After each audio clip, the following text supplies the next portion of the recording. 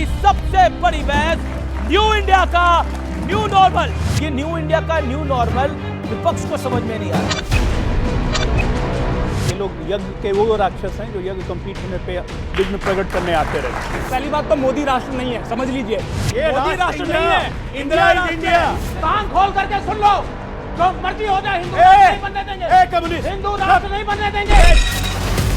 Official 2013-14 में पन्नू ने आम आदमी पार्टी के खाते में पैसे भेजे। आपकी और ये बकवास कर रहे पाकिस्तान के नालायक लोग हैं ये जो मुंबई हमले के बाद सिर्फ करते रहे जुगाली, उसको देता रहेगा देश गाली। राहुल गांधी के समझ करिए। अरे नेशनल एंथम में नीतीश कुमार खड़े नहीं हो पाते, साथियों के साथ खड़े होंगे। क्यों लगे? मूर्ख व्यक्ति को ये पता नहीं है। ये मूर्ख होगा, ये मूर्ख होगा, ये मूर्ख होगा। नहीं नहीं।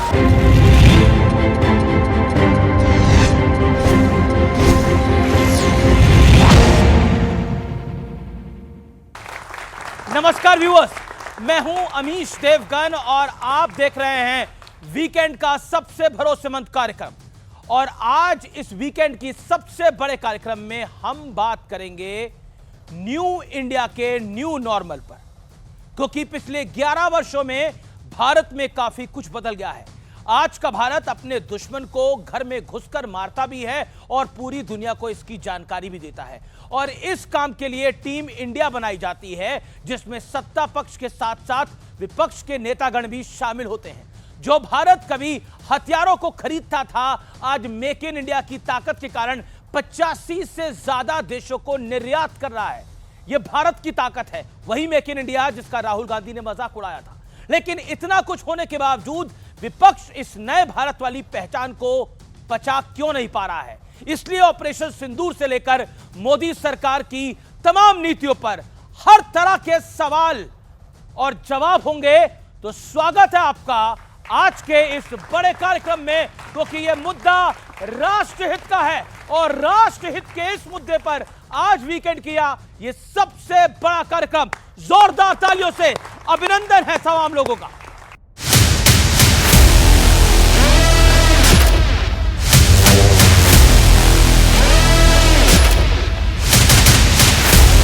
देश की रक्षा से लेकर विकास तक आत्मनिर्भर भारत हमारी ताकत है।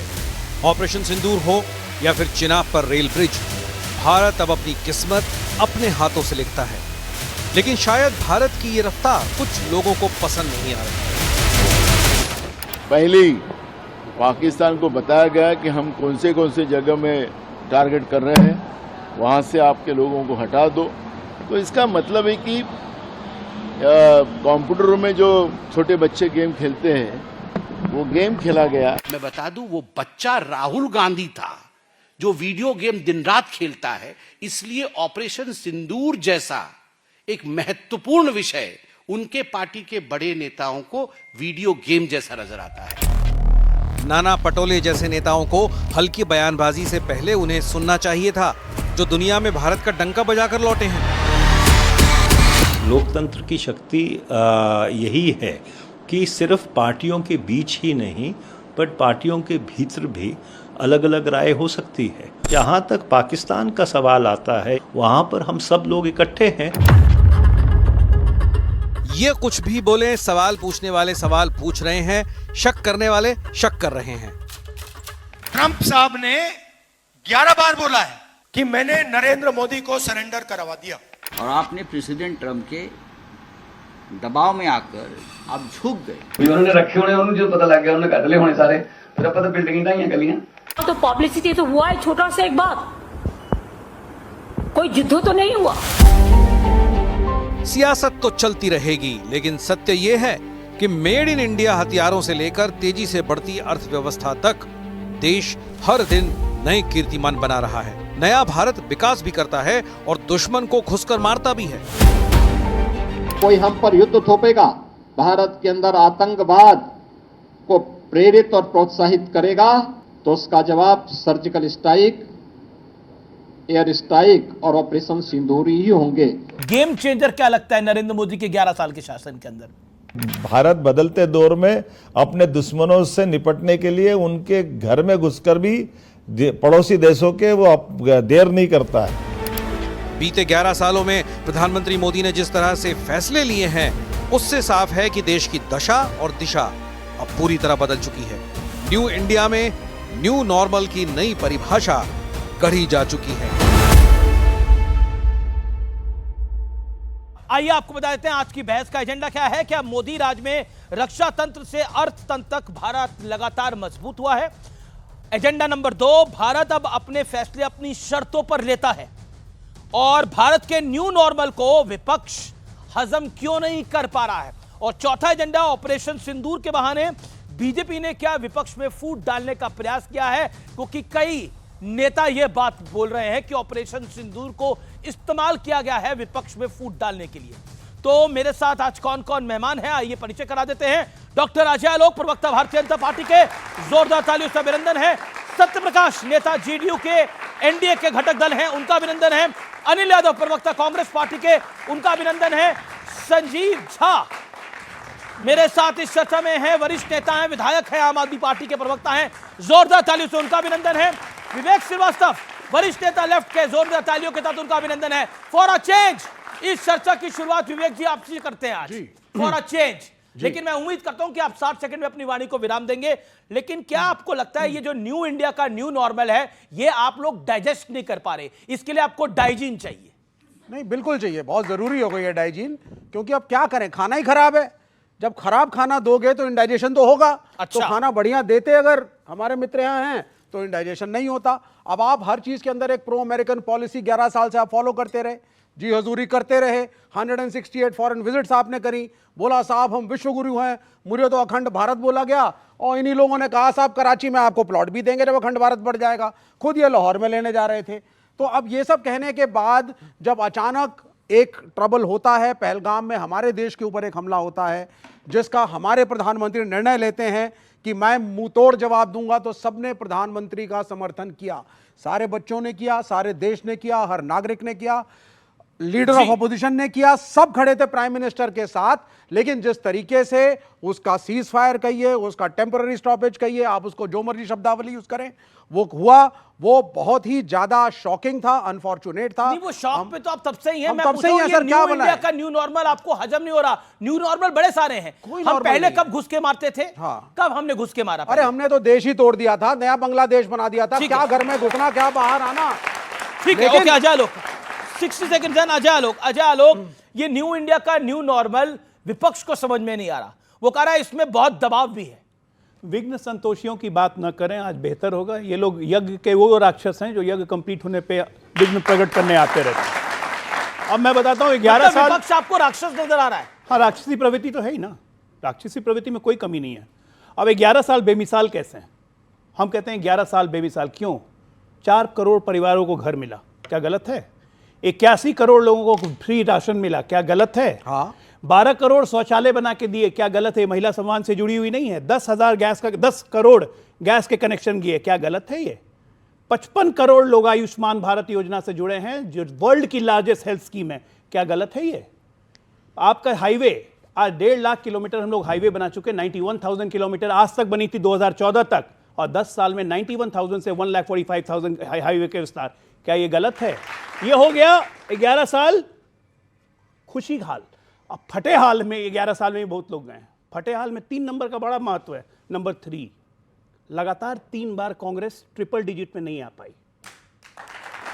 नंबर 3, गांधी परिवार के 3 सदस्य एक साथ पहुंचे हुए हैं दोनों हाउस में, राज्यसभा और 2 लोकसभा। 3, नंबर 3 बहुत इंपॉर्टेंट है। 2009 से सीट घट के आ गई 99, 14 राज्य से सिमट के हो गए 3 राज्य पे। इनके लिए 3 बड़ा इंपॉर्टेंट नंबर है। उसके बाद देखिए 33 देशों का दौरा हमने। बिगाड़ा काम बिगाड़ा भी होता है, तो इसलिए तो काम बिगाड़ने के लिए राहुल गांधी अकेले 3 बिगाड़ा की जरूरत नहीं हुआ। अब आपने बोला बड़ी सारी आपने टिप्पणी करी, राक्षस और 3 और पता नहीं क्या क्या। अनिल यादव जी, आप चिर युवा नेता है अपनी पार्टी के, सवाल बहुत बड़ा है। भारतीय जनता पार्टी कहती है कि राहुल गांधी ओछी राजनीति करते हैं और यही कारण है कि अपनी पार्टी में भी उन्हें स्लीपर सेल और लंगड़े घोड़े नजर आते हैं, ओछी राजनीति करते हैं। अमीश भाई, मैंने बड़े ध्यान से आपकी बात सुनी और आपने कहा कि विपक्ष जो है ये न्यू इंडिया को पचा नहीं पा रहा है। मैं पहले तो ये स्पष्ट कर दूं, और क्योंकि आलोक जी ने कहा कि ये राक्षस हैं, तो मैं आपको ये स्पष्ट कर दूं कि हम क्या नहीं पचा पा रहे हैं। हम लोग ये नहीं पचा पा रहे हैं कि पहलगांव में अंदर घुस के 26 लोग हमारे देश के मार दिए गए और उनको मारने वालों का आज तक पता नहीं चल पाया है।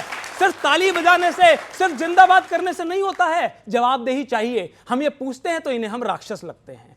हम ये जानना चाहते हैं कि एक वो इंडिया था 1971 वाला कि जब इंदिरा जी कहती थी बड़े देशों से, डेवलप्ड नेशन से कहती थी कि आप ताकतवर देश होगे, लेकिन आप हमारे मित्र हैं, हमारे बॉस नहीं है। आप हमें ये नहीं बताएंगे क्या करना है, आप हमें सुझाव दे सकते हैं, हमारी मर्जी है कि हम माने या ना माने। और आज क्या हो रहा है? आज डोनाल्ड ट्रंप, जिसके प्रचार में मोदी जी वहां पहुंचते थे कि अब की बार ट्रंप सरकार, वो 12 बार हमारे मुंह पे थूक रहा है। वो कहता है कि भाई सीज फायर मैंने कराया है, मैंने ट्रेड का लालच देके करा दिया है। बोला ट्रंप हमारे मुंह पे थूक रहा है, बिल्कुल थूक रहा है। दोस्ती के मुंह पे थूक रहा है जो मोदी जी ने की है। दोस्ती के मुंह पे, दोस्ती के मुंह पे थूका जा रहा है। जब आप कह रहे हैं भारत के मुंह पे थूका जा रहा है, ट्रंप की इतनी औकात है क्या? मोदी जी की दोस्ती के मुंह पे थूक रहा है, जिस दोस्ती के कारण वो मान गए।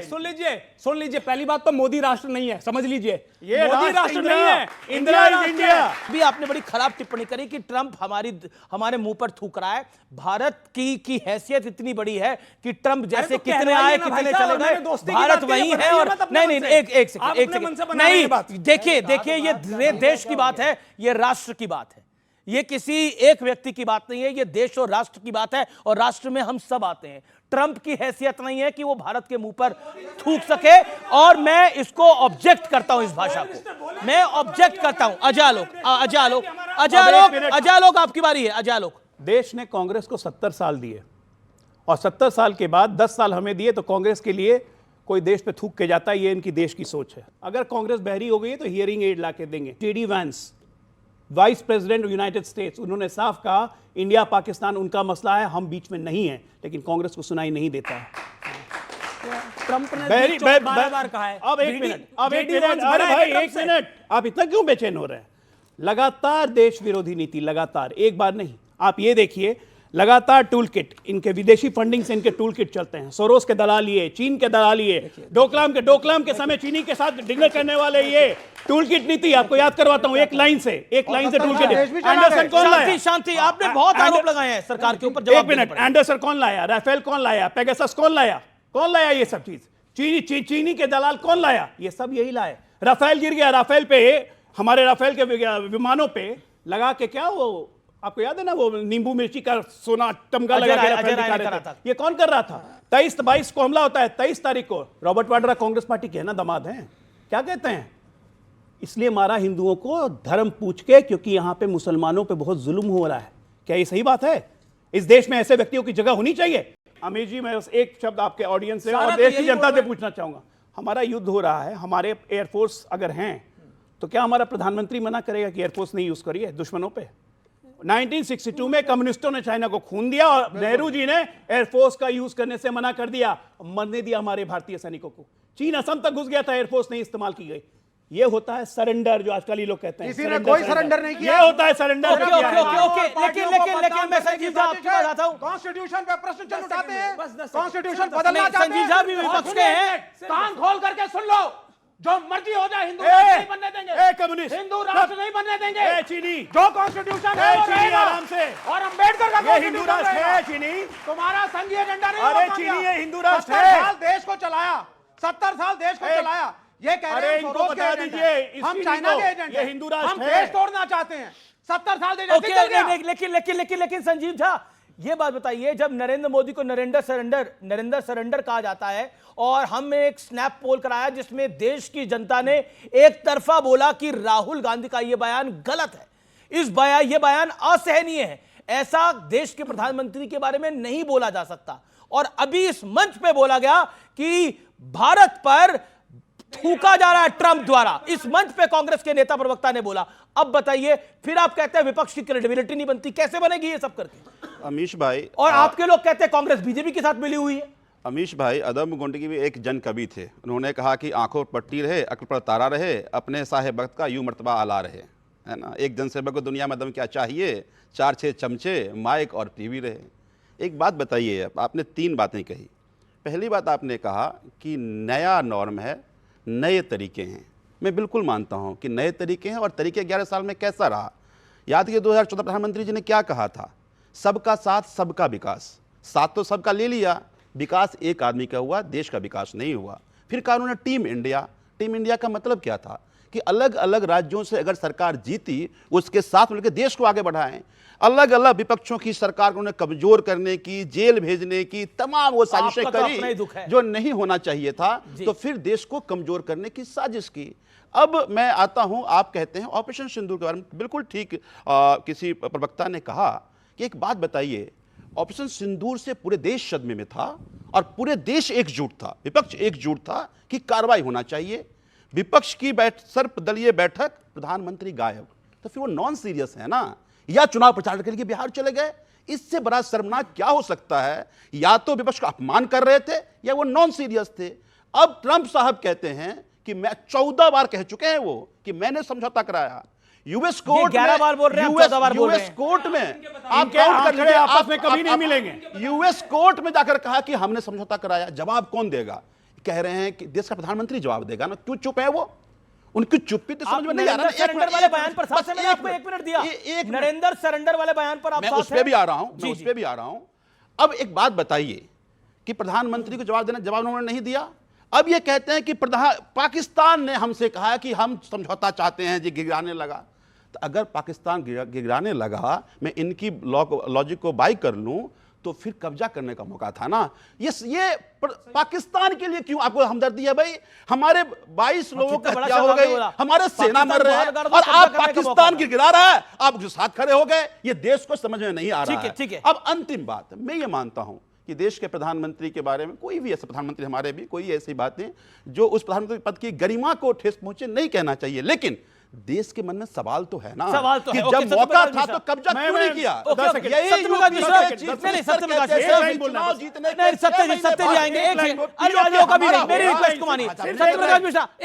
सत्यप्रकाश जी के परमिशन से एक लाइन, बस एक लाइन। आप लोगों ने पन्नू का नाम सुना होगा, खालिस्तानी आतंकवादी सुना है ना? ऑफिशियल 2013-14 में पन्नू ने आम आदमी पार्टी के खाते में पैसे भेजे थे।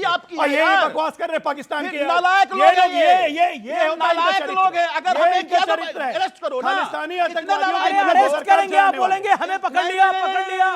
अगर आप बोलते थे केजरीवाल जी को गिरफ्तार करके दिखाओ, तो 14 साल हो इन्हें गए। मत बोला करो करके दिखाओ। ये सबको पिटवाने लगे रहते हैं। एक ऑपोजिशन को मेरी अनसॉलिसिटेड एडवाइस है, बिन मांगी सलाह है, बीजेपी को मत बोला करे, ये करके दिखाओ। इन्होंने बोला राम मंदिर करके दिखाओ तो मानेंगे, राम मंदिर बना दिया। 370 हटा के बताओ तो मानेंगे, ट्रिपल तलाक हटा के बताओ तब मानेंगे। ये तीनों हो गए। फिर केजरीवाल जी ने बोला मुझे गिरफ्तार करके बताओ अगर आपने मां का दूध पिया। ये एग्जैक्टली केजरीवाल के वर्ड थे। गिरफ्तार हो गए, फिर दूसरा होना शुरू हो गया। तो मेरा ये एक बिन मांगी सलाह मैं दे रहा हूं, नहीं देनी चाहिए कि ये चैलेंज बीजेपी को ना करें, क्योंकि बीजेपी फिर कुछ भी कर सकती है। ओके, मैं सत्यप्रकाश मिश्रा पे आता हूं। सत्यप्रकाश मिश्रा, न्यू इंडिया का न्यू नॉर्मल, लेकिन विवेक जी कह रहे हैं कि डाइजिन की जरूरत होती है क्योंकि खाना अच्छा नहीं है।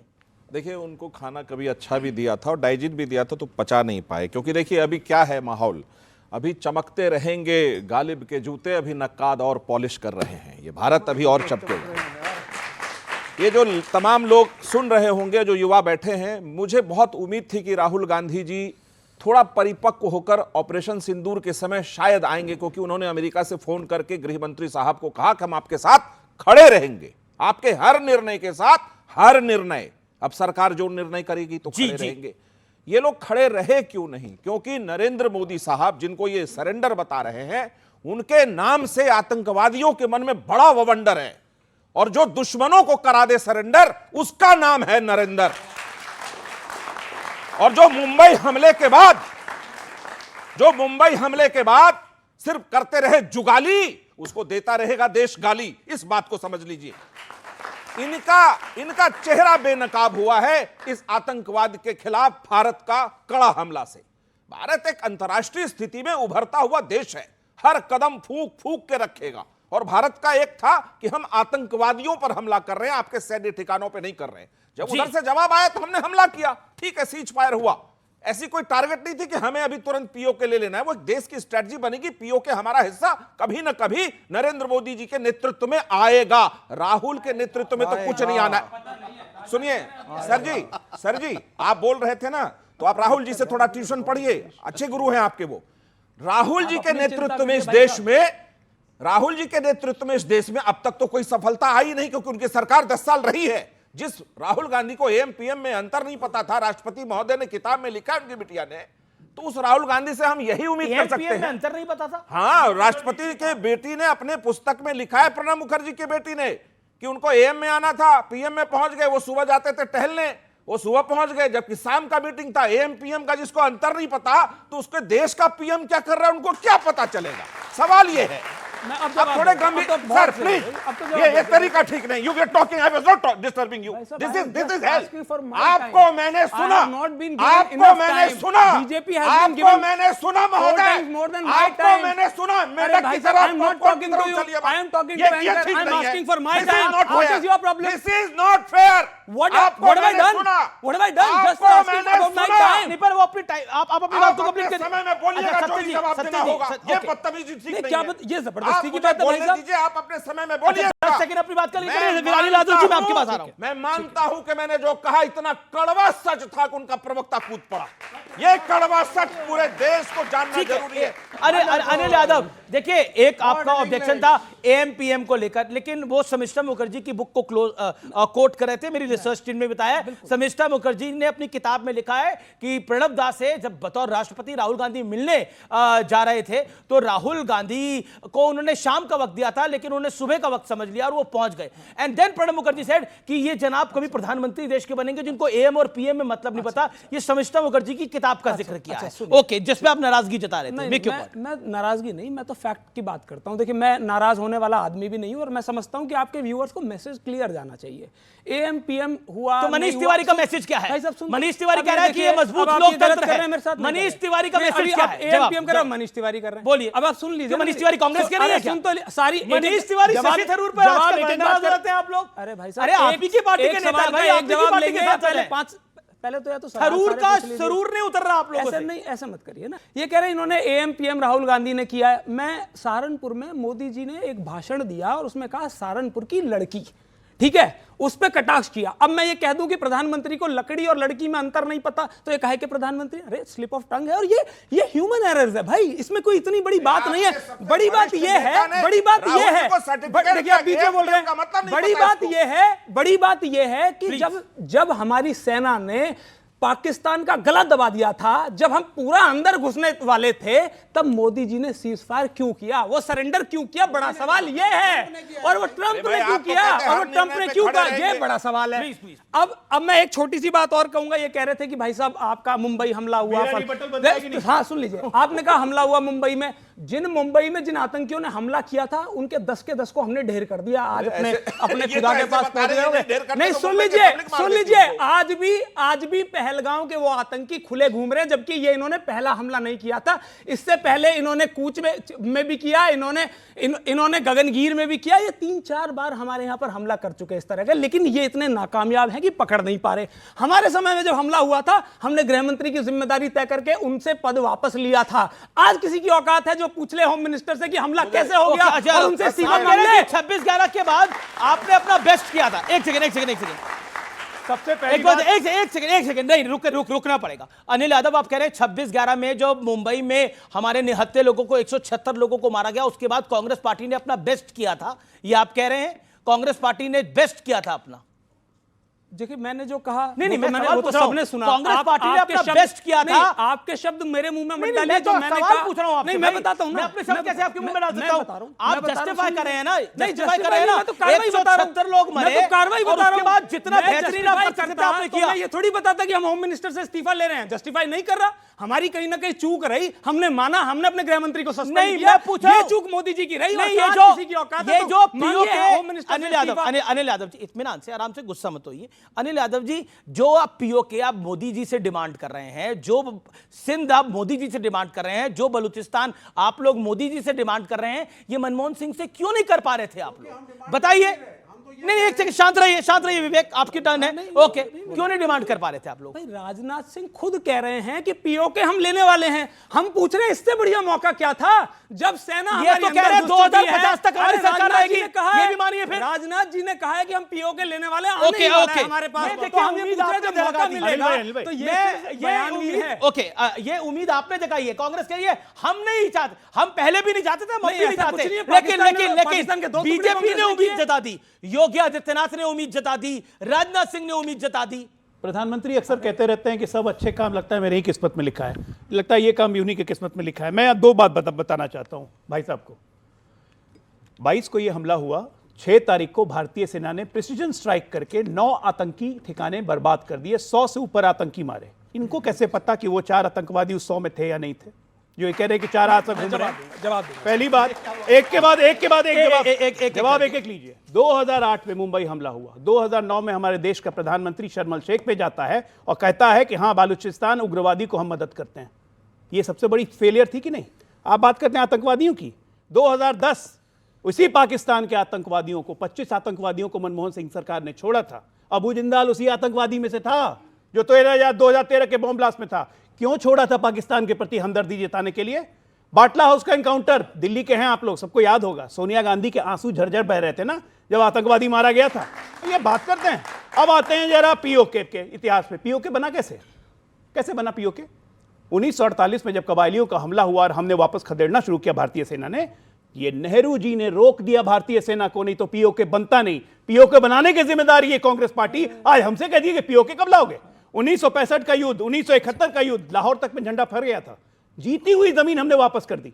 93,000 सैनिक उनके सरेंडर, हम अपने 14 सैनिक नहीं ला पाए और ये छाती पीटते हैं कि हम बहुत बड़ा काम कर दिए हैं। इन्होंने देश को हर समय नीचा दिखाया है।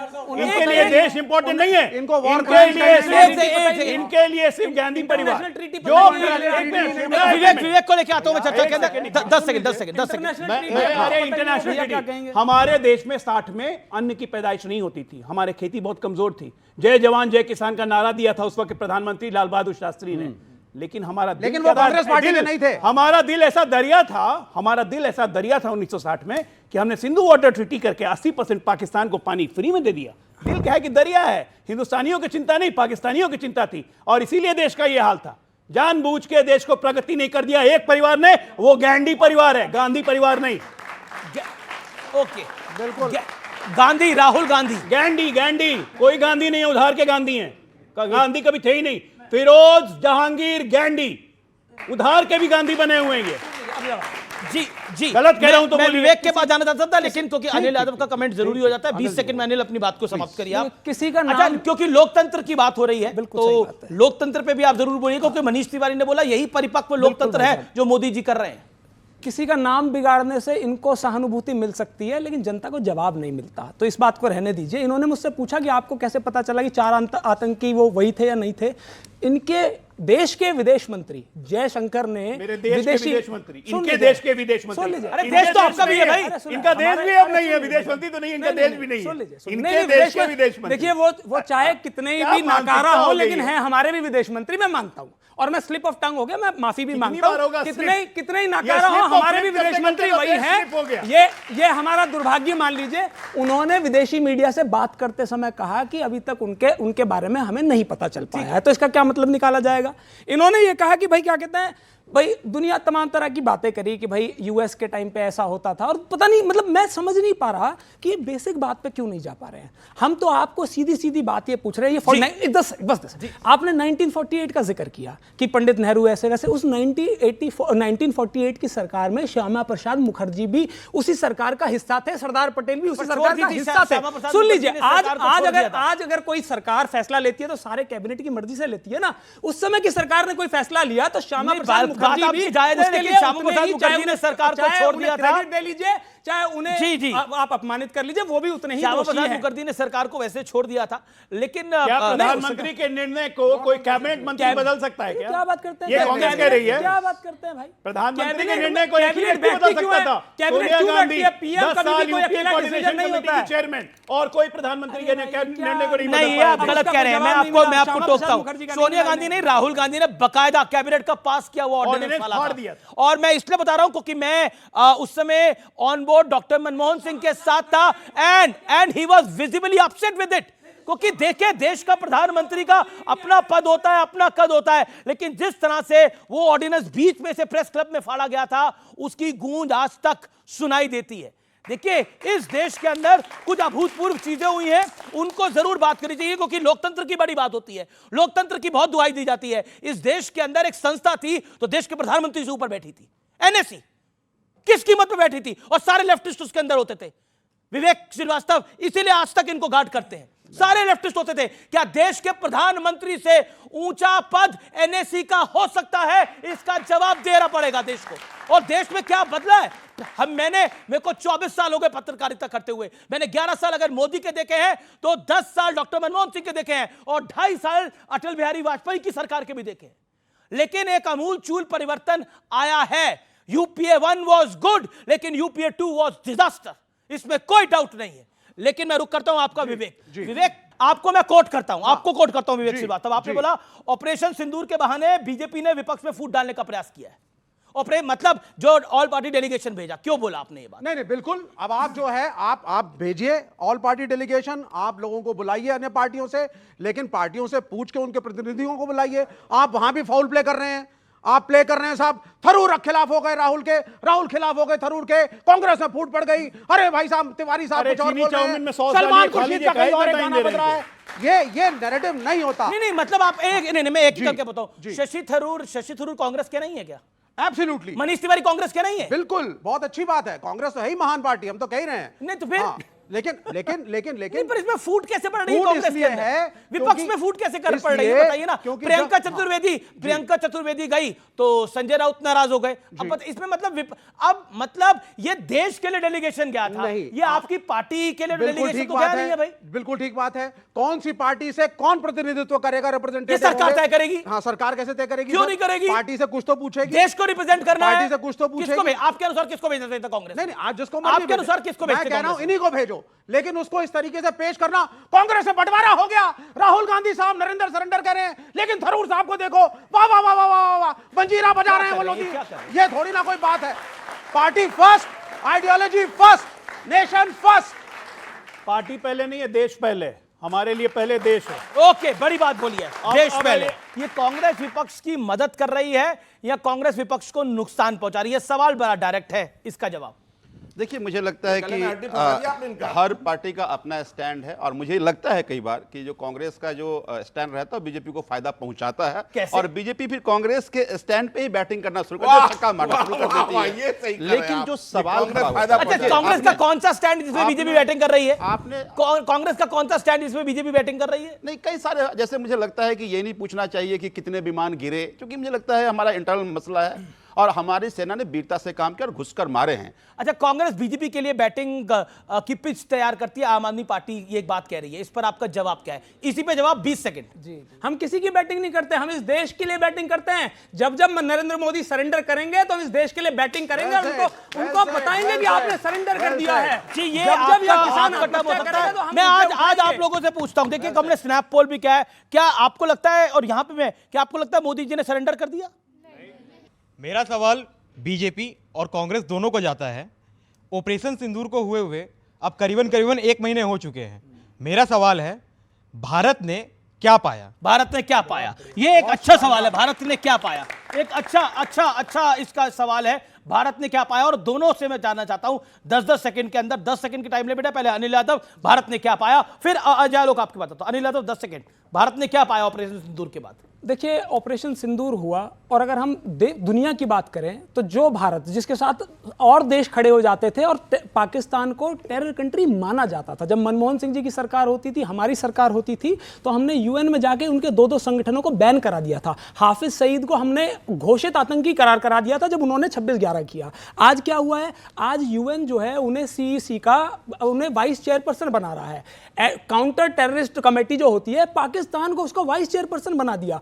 आईडीबी लोन दे रहा है, एडीबी लोन दे रहा है, आईएमएफ लोन दे रहा है, वर्ल्ड बैंक लोन दे रहा है। तो ये तो पाकिस्तान को फायदा ही फायदा क्या पाया? और ट्रंप ने भारत को और पाकिस्तान को एक बराबर खड़ा कर दिया। हमारा जो सदाबहार दोस्त ऑपरेशन सिंदूर के बाद भारत और पाकिस्तान बराबर आके खड़ा हो गया, कांग्रेस कह रही है। मैं कह रहा हूं 15 सेकंड ऑपरेशन सिंदूर करके भारत ने दिखा दिया कि अगर हम पे कोई हमला होता है तो हम में कैपेसिटी है अमेरिका और इजराइल जैसे कि आपके घर में घुस के मारेंगे। ठीक है। एक दूसरा, ऑपरेशन सिंदूर ने दिखा दिया कि हमारी सेना कितनी आत्मनिर्भर है कि आज हमारे ब्रह्मोस मिसाइल की हर जगह मांग हो रही है। तीसरी और सबसे कम से कम तीसरी और सबसे इंपॉर्टेंट विश्व के सारे देशों ने, चाहे European union, America, Canada, Japan, France, Australia, एक एक देश ने भारत के स्टैंड का समर्थन किया है और पाकिस्तान को हमने एक्सपोज कर दिया है। ये हेंस प्रूव्ड है, लेकिन कांग्रेसियों को समझ में नहीं आएगा।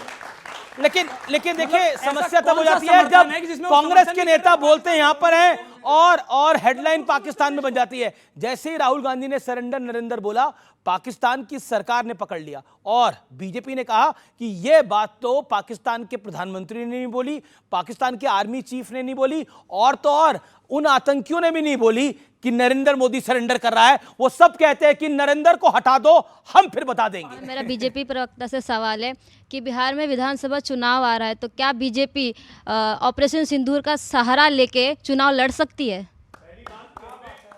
पहली बात, आज देश का युवा जाग गया कि ना बिहार इतना कमजोर है, ना बिहारी इतना कमजोर है। मैं भी बिहार का ही, और यहाँ पे 3 आदमी और बिहार के हैं कि ऑपरेशन सिंदूर का नाम लेके हम बिहार के चुनाव में रहे। पिछले 20 साल से बिहार में हमारी सरकार अपने काम की बदौलत चल रही है और अगले 5 साल भी हमारी ही सरकार रहेगी अपने काम की बदौलत। ऑपरेशन सिंदूर हमारे स्वाभिमान की बात है। कोई चांस नहीं है वहां पर जी, तेजस्वी और कांग्रेस का कोई चांस नहीं है वहां पर। आप लिख के ले लीजिए, 25 सीट नहीं क्रॉस करेंगे। आज आपके एक कार्यक्रम में बोल रहा हूं, 25 सीट महागठबंधन क्रॉस नहीं करेगा। बीजेपी नहीं, 225 हम रहने जा रहे हैं, ये 25 नहीं क्रॉस करेंगे। अच्छा, मुख्यमंत्री कौन बनेगा? मुख्यमंत्री कौन बनेगा? कितना बार घोषणा कर चुके हैं, नीतीश के नेतृत्व में जा रहे हैं, तब भी वही बात। अरे अगला मुख्यमंत्री नीतीश ही होंगे। बिल्कुल होंगे, बिल्कुल होंगे। रिकॉर्ड कर लीजिए। अब एक मिनट, कांग्रेस प्लेइंग 11 में लालू जी के पैर पे पड़ी है। लालू जी क्या कह रहे हैं? कांग्रेस नॉन प्लेइंग 11 में बिहार में भाई लालू जी नहीं लड़ती कांग्रेस पर। अरे बिहार में पैर में गिरे हुए लालू जी पुचकार रहे, हुर, इससे ज्यादा नहीं देंगे। उससे ज्यादा कांग्रेस। अच्छा, एक बात बताइए, जब मोदी जी को सरकार में बहुमत नहीं मिला था तो नीतीश जी से समर्थन लेना पड़ा। अब मैं बोलूं कि मोदी जी नीतीश जी के पैर में पड़े हुए हैं, आज उनकी कुर्सी जो है उस पे एक टंग नीतीश जी की है और नीतीश जी हुर कर देते तो ये सरकार गिर जाएगी। ऐसे अच्छा लगेगा क्या? अच्छा लगेगा? इनकी भी बेइज्जती होगी, पीएम की भी बेइज्जती होगी और सरकार की भी बेइज्जती होगी। नहीं, सुन तो लीजिए ना भाई साहब, आपके सामने भी युवा बैठे हैं और जो आपका चैनल सबसे ज्यादा युवा ही देखते हैं, और जितना युवा बिहार में पिटा है ना नौकरी मांगने के ऊपर, इतना किसी प्रदेश में नहीं पिटा। और यही जो बिहार का युवा है ना, इसने लाठी ले रखी है। लेकिन ये जो लाठी है कांग्रेस की खासियत है, कांग्रेस ओके, लेकिन कांग्रेस की खासियत बड़ी जबरदस्त है और आम आदमी पार्टी ने बड़े भले भांति इसको एक्सप्लेन किया था जब हरियाणा का रिजल्ट आए। बोलना हारना सीखना है तो कांग्रेस पार्टी से सीखिए। हरियाणा में सारे opinion poll, exit poll Congress को जिता रहे थे। मीडिया बोल रहा था कि बीजेपी का चांस बहुत कम है, लेकिन कांग्रेस चुनाव हार जाती है। क्यों हार जाती है? कांग्रेस ओवर कॉन्फिडेंस में कुछ ऐसे गलत फैसले कर देती है। महाराष्ट्र के अंदर उद्धव ठाकरे को एडजस्ट करते करते कांग्रेस खुद निपट गई और कांग्रेस का जो नेता कह रहा था कि उद्धव को अगर एडजस्ट करोगे तो हम निपट जाएंगे, उसको इन्होंने बाहर कर दिया। उसके बाद उत्तर प्रदेश के अंदर कांग्रेस कई नेता कांग्रेस को कह रहे हैं कि आप खुद खड़े होइए, लेकिन कांग्रेस की लीडरशिप क्या निर्णय करेगी हम सबको पता है।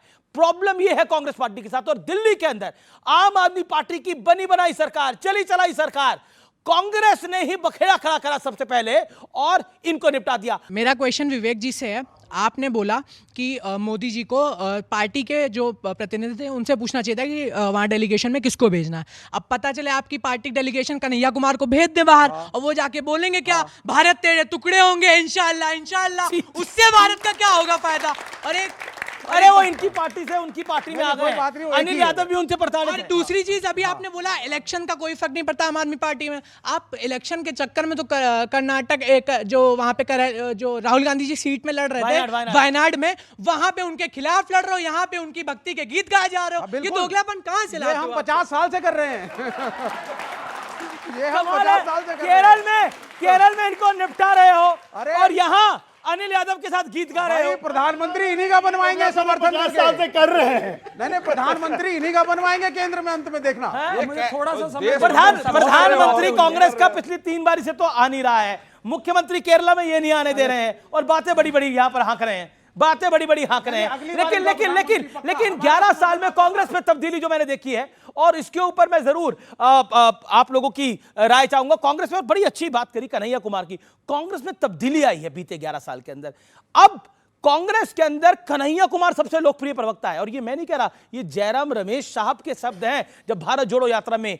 और सोचिए, आज गुलाम नबी आजाद बाहर हैं कांग्रेस से, और कन्हैया कुमार कांग्रेस का पोस्टर बॉय है, तो ये कांग्रेस पर एक बड़ा सवाल खड़ा करता है। पॉइंट नंबर 2 जो कि मैं कहना चाहता हूं, कांग्रेस इस देश के लिए एक तरह से मैं कह सकता हूं कि कांग्रेस पार्टी इस देश की इथॉस के साथ बंधी हुई पार्टी है, लेकिन बीते 11 साल में कांग्रेस ने उस इथॉस को छोड़ा है।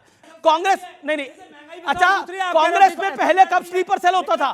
कांग्रेस में आज से पहले कब स्लीपर सेल की बात कांग्रेस के किसी अध्यक्ष ने बोली थी? बताइए मुझे, कब बोली थी? अरे तो समय समय पे स्टेटमेंट चेंज होते हैं, तो फिर इथॉस बदल गए ना। अच्छा, मोदी जी से पहले घोड़े होते थे, कब बारात वाले घोड़े होते थे, कब डरबी घोड़े होते थे? कांग्रेस में कार्यकर्ता सुने थे, घोड़े तो नहीं सुने थे। कहां से आगे घोड़े? इथॉस की बताता हूं मैं बात। देखिए, मैं इसलिए कह रहा हूं, मैं पढ़ लिख कर आता हूं और सोच समझ के बोलता हूं। कांग्रेस में बदलाव आया है, और वो कांग्रेस को तय करना है, और कांग्रेस के कार्यकर्ताओं को तय करना है कि वो बदलाव किस चीज के लिए है।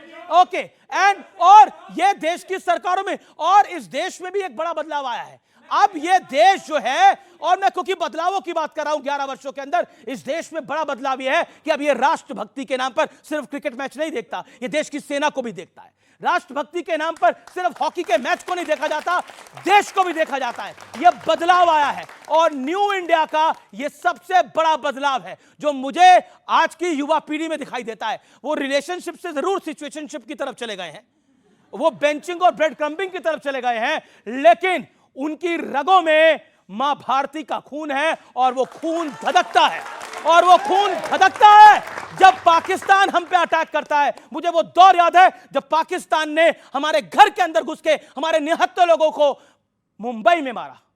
मैं रिपोर्टिंग करता था, और मैं आपको बता रहा हूं, हमारे कलेजे फट गए थे उस घटना को देखकर। और मैंने वो दौर भी देखा है जब यहां की सरकार, भारत की सरकार, कांग्रेस की सरकार हाथ पे हाथ धरे बैठी रही थी। एक एक्शन नहीं लिया था कांग्रेस की सरकार ने, और बाकायदा, एक सेकंड सुनना पड़ेगा जी पूरा। मनीष तिवारी ने अपनी किताब में लिखा कि वो हमारी एक गलती थी। बराक ओबामा ने लिखा, चंद मुसलमान वोटों के लिए कांग्रेस पार्टी ने ऐसी कार्रवाई नहीं करी। मैं नहीं कह रहा, बराक ओबामा ने लिखा। उदित राज हैं जिन्होंने बोला शशि थरूर बीजेपी के चीफ स्पोक्सपर्सन बन गए हैं, यानी सुपर स्पोक्सपर्सन बन गए हैं, लेकिन उन्होंने एक और बात कही। वो क्या कही है, सुनिए उदित राज को। उदित राज कौन सा युग वापस लाना चाहते हैं इस देश के अंदर, जरा सुनिए। नेपाल का भी इज्जत इंडिया के मुकाबले में अमेरिका में कहीं ज़्यादा है। क्या कहेंगे अंतर्राष्ट्रीय स्तर पर? नेहरू जी की फॉरेन पॉलिसी और पहले के हमारे फॉरेन पॉलिसी, उस पर लौट के आना चाहिए, वरना दुनिया में हम अलग थलग हो गए। नेहरू जी की पॉलिसी पे वापस आना पड़ेगा। एक सेकंड, अजय लोग, नेहरू जी की पॉलिसी में लौट के आना चाहिए। अक्साई चीन की जगह पूरा का पूरा सियाचिन उठा के दे दीजिए चाइना को। भाई, आप कहते हैं कि हमारी पार्टी का मामला है, हम डील कर लेंगे। आपसे अपनी पार्टी डील नहीं होती और आप देश डील करने की बात करते हो। दूसरा, एक परसेप्शन होता है, अब बुरा मत मानिएगा। अब इस देश में किसी को बोला जाता है मंद बुद्धि पप्पू, तो परसेप्शन है, तो उसमें हम क्या करेंगे? और जुमलेबाज भी बोला जाता है किसी को, आपके अपनी हरकतों से हुआ ना भाई, जाता है किसी को, हम क्या करेंगे? मतलब जुमलेबाज भी बोला जाता है किसी को, कन्हैया के बारे में नक्सल परसेप्शन कैसे हुआ? बोला जाता है बिहार में भारतमाला प्रोजेक्ट बन, कपड़े बदलने वाला ही बोलते हैं, 15 लाख का सूट पहनने वाला ही बोलते हैं, क्या कर लो? अरे भाई, इसने उस हाईवे का विरोध कर दिया। यहाँ बिहार में हाईवे नहीं बनना चाहिए, क्यों? ये हमारा पानी लेने आ रहे हैं। हाईवे का विरोध कौन करता है? नक्सली ना करता है। कन्हैया कुमार का एक फायदा तो हुआ नहीं आपकी पार्टी को। कन्हैया कुमार कह रहे हैं बिहार के अंदर सड़कों का जाल बन रहा है क्योंकि पानी चुराना चाहते हैं। मतलब कि कांग्रेस और राजद की सरकार आएगी, जो बनी बनाई सड़कें वो खोद देगी, बोले पानी ले जाएंगे। भाई साहब, एक बात बताइए, बिहार के अंदर मैं बिल्कुल आपको मौका दूंगा। पार्टी के एक नेता ने हमारी बहन सोफिया कुरैशी को आतंकियों गलत बोला, डिफेंड नहीं करा इन्होंने, बोली माफी मांगे, उस पर आप नरेंद्र सरेंडर को डिफेंड कर रहे हैं। ऐसे क्या है? नहीं, गलत, इन्होंने गलत बोला। गलत बोला, बीजेपी ने बोला उसपे नरेंद्र सरेंडर के बयान के साथ है कि नहीं है? सोफिया कुरैशी पे जो विजय शाह ने बोला गलत है, बिल्कुल गलत है, बिल्कुल। एक मिनट, कार्रवाई पूछिए। अरे मेरे कान में क्यों चिल्ला रहे हो भाई? सोफिया कुरैशी पे जो कहा गया वो बिल्कुल गलत है, वो माफी मांग चुका, कोर्ट से रिप्रिमांडल मिला, उन पे केस चल रहा है। Okay okay okay. और एक मिनट, लेकिन जरा इनसे ये पूछिए, राम गोपाल यादव ने जो व्योमिका सिंह पे बोला, क्या वो सही था? नहीं, दूसरी बात, अभी जो आप सुनवा रहे हैं, इनके उदित राज का बयान, क्या वो सही था? इनके प्रदेश अध्यक्ष नरेंद्र सरेंडर राहुल गांधी ने बोला सही है या गलत है? बिल्कुल सही है। देखिए, बिल्कुल ठीक कहा है। जनता नहीं मानती, था पीओ के जनता नहीं लेने का, वो उन्होंने गवा दिया। आप मानते हैं नरेंद्र सरेंडर? देश का प्रधानमंत्री सरेंडर कर रहा है, देश सरेंडर कर रहा है, आपको लग रहा है ये गलत है और ये भारी पड़ेगा। मैंने जब बोला कांग्रेस पार्टी पे वो बयान भारी पड़ेगा और वो भारी पड़ता है, इसलिए मैं कह रहा हूं कि इस बयान को अब सोच समझ के रिपीट करें। सावरकर को इन्होंने गद्दार बोला, महाराष्ट्र में क्या हाल हुआ है ये किसी से ढका छुपा नहीं है। चौकीदार चोर है बोला, क्या हाल हुआ 2019 के लोकसभा चुनाव में ये किसी से ढका छुपा नहीं है। लेकिन आखिरी दौर है चर्चा का, बिल्कुल आखिरी दौर है। कुछ बात अगर कोई 11 साल पे करना चाहता है, कुछ हुआ है, कुछ सुनाना चाहता है, किसी के पास है कुछ? बीजेपी प्रवक्ता, सवाल क्या है आपका? मेरा सवाल है कि नीतीश कुमार की कोई गारंटी ले रहे हैं कि वो पलटी तो नहीं मारेंगे? अरे सर, ये अलग सवाल आ गया। ये महफिल में रंग कहीं और से जम गया। वो कह रहे हैं नीतीश कुमार की गारंटी क्या है, कि उनकी गारंटी कौन लेगा? देखिए, नीतीश कुमार जी ने 2 बार माफी मांगी इस चीज के लिए सार्वजनिक रूप में कि वो हमसे एक गलती हुई है। चलो तीसरी बार, लेकिन एक मिनट रुकिए, नहीं, वो पलटी सुनिए। नीतीश कुमार ने 24 नवंबर 2005 को जब शपथ ली थी, उन्होंने कहा 3 बार सुशासन सुशासन सुशासन। इस 3 शब्दों से और अपने विकास की राजनीति से, मूल्यों से, सिद्धांतों से कभी नहीं पलटे। आप किसी साथी के साथ चलेंगे, पीठ में चाकू मारता रहेगा, कितने देर खड़े रहेंगे? उन्होंने इस्तीफा दिया, दूसरों ने समर्थन दिया और वो आज भी मुख्यमंत्री है। बिहार का विकास दर पता है आपको, देश में सर्वाधिक है, 14% के आसपास है विकास दर, और लगातार हम 1, 2, 3 पायदान पे। ये क्या तरीका है यार? इतना सा कल नहीं है। देखिए आप ये तरीका ठीक नहीं है, ये बार-बार आप करते हैं। राहुल गांधी जैसा मत करिए। नहीं, आप क्या तरीका है? अरे नेशनल एंथम में नीतीश कुमार खड़े नहीं हो पाते, साथियों के साथ क्या खड़े होंगे? सुनिए, नेशनल एंथम में खड़े नहीं हो पाते, साथियों के साथ खड़े होंगे। उसका जवाब दे रहा हूं। नीतीश कुमार को कहा था, डीएनए पे सवाल उठाया था, तब तो कुछ नहीं बोला गया। मूर्ख व्यक्ति को ये पता नहीं है। ये मूर्ख होगा, ये मूर्ख होगा, ये मूर्ख होगा, ये मूर्ख होगा, ये मूर्ख होगा, कोई मूर्ख नहीं है। आप दोनों मूर्ख नहीं है। ये क्या तरीका है? इस मूर्ख क्या बदतमीजी है? मैं आप करके बात कर रहा हूं, मैं उनकी उम्र का लिहाज कर रहा हूं। बात कर रहे हैं आप। अरे क्या बात कर रहे हो? मूर्ख आप हो गए, तुम हो गए मूर्ख, और अगली बार तुम कहूंगा। अच्छा, बीच में ना बोले ना, आपको मौका मिला, वो तीसरी बार बोल रहे हैं। ये सब नहीं है, ये सब नहीं चलेगा। प्रोटेस्ट, आई प्रोटेस्ट। हां, आई प्रोटेस्ट नहीं, नहीं, नहीं, अच्छा ठीक, आप नहीं कर रहे हैं। अरे मैं क्या कहना है? जो उन्होंने सवाल उठाया, वो कार्यक्रम बिल्कुल चल रहा था, उनको जानकारी नहीं दी गई कि यहाँ पे क्या होना है। जानकारी दी गई, वो वापस आए, पूरा नेशनल एंथम हुआ, सुनाई नहीं देता। ठीक है। आज के इस कार्यक्रम को यही समाप्त करते हैं। आपने कार्यक्रम को देखा और आप लोगों ने पार्टिसिपेट करा, आप तमाम लोगों का अभिनंदन। नमस्कार, जय हिंद, वंदे मातरम। ये नया भारत है।